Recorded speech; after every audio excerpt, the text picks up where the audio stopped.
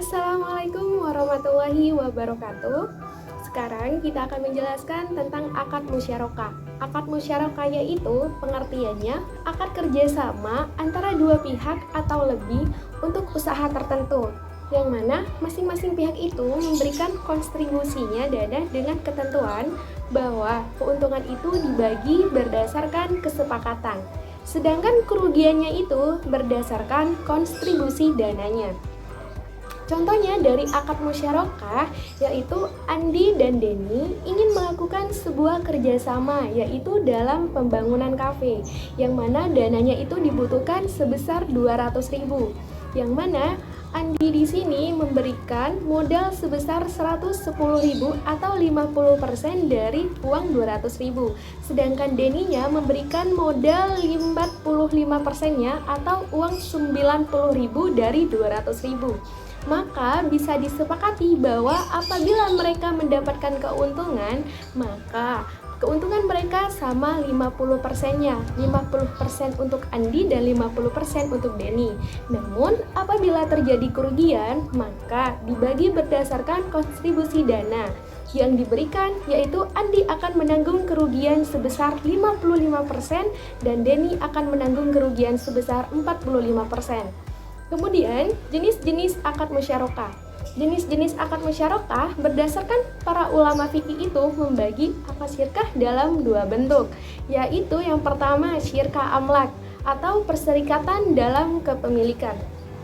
Yang mana syirkah amlak itu berarti eksistensi suatu pengkongsian itu tidak perlu suatu kontrak dalam membentuknya, tetapi terjadi dengan sendirinya, serta mempunyai ciri masing-masing anggota tidak terjadi dengan sendirinya, serta mempunyai ciri masing-masing itu tidak mempunyai hak untuk mewakili dan mewakilkan terhadap partnernya.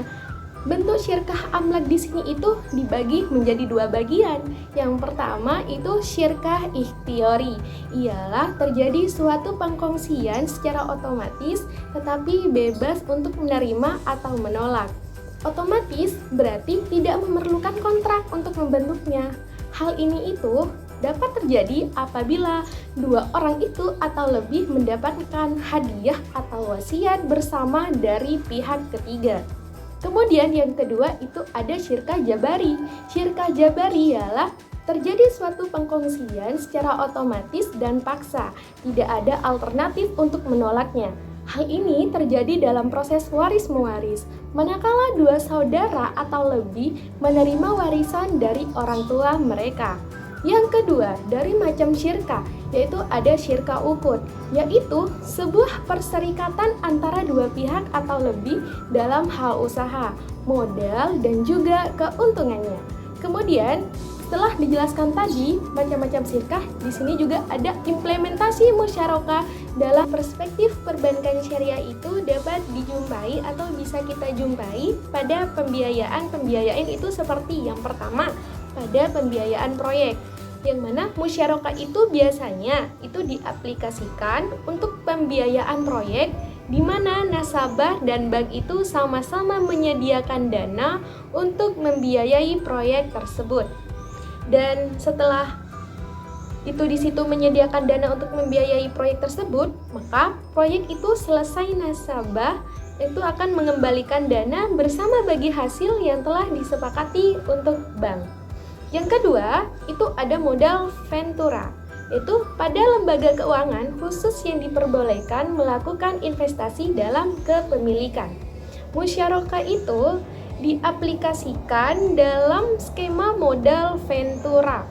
Penanaman modal ini itu dilakukan untuk jangka waktu tertentu, dan setelah itu bank itu akan melakukan divestasi atau menjual bagian dalam sahamnya, menjual bagian sahamnya tersendiri.